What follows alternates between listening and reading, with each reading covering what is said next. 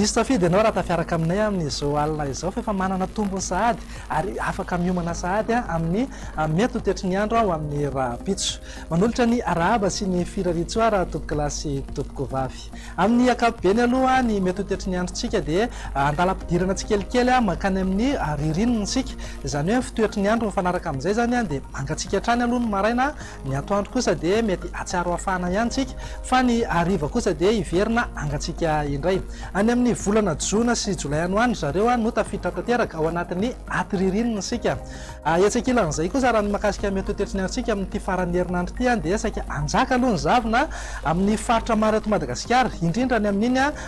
tapany atsimon'ny Madagasikara sy afovoantany iny amin'ny alatsinaina no any kosa voavinavinaina saika ananika amin'ny Madagasikara mihitsy izay zavona izay etsak'ilan'izay ihany koa ny makasika ny rivotra dia saika andrivotra aloha ny andro any amin'iny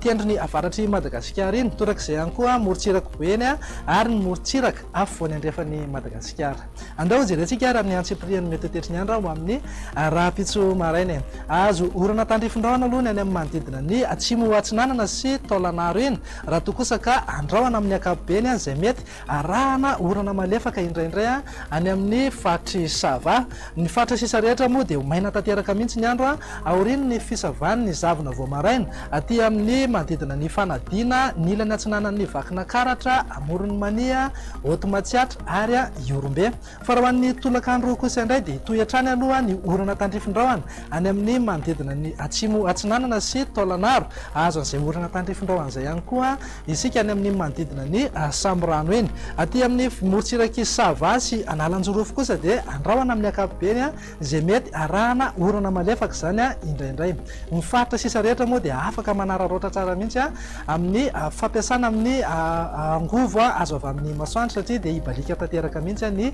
masoandro raha ny maripana voatombatombana zao raha ho amin'ny raha-pitso maraina dia ahitana fidinana aloha no maripana ambany indrindra zany hoe any avakina karatrano zao dia manodidina eo amin'ny 2.0 degré celsius ny any Fianaratsoa 4.0 ary eo amin'ny 5.0 degré kosa ho an'ny Antananarivo morontsiraka sy rareo voaparitamo dia eo anelanelany 7.0 ka hatramin'ny 4.20 degré celsius fa raha ho an'ny tolakandro kosa indray zareo dia tsy afabela aloha fa dia hafana hatrany ny any amin'ny manodidina ny Antsoia Maheva tanàna ary mifatry boeny iny satria mananika hatrany amin'ny 4.30 degré celsius mihitsy ny eto amin'ny fatry ny afovoantany kosa indray dia misy fiakarany kely ihany raha noharina tamin'ny androany zany hoe manodidina eo amin'ny 3.20 ka hatramin'ny 5.20 degré celsius toy izao indray raha ny mety ho tetry ny andro raha toa ianao andeha hivoaka an'ireto firenendehibe ivelan'ny Madagasikara eto amin'ity faran'ny herinandro ity andrahona aloha amin'ny ankapobeny any Johannesburg raha toa kosa ka ifandimbiasa andrahona sy masoandro ny any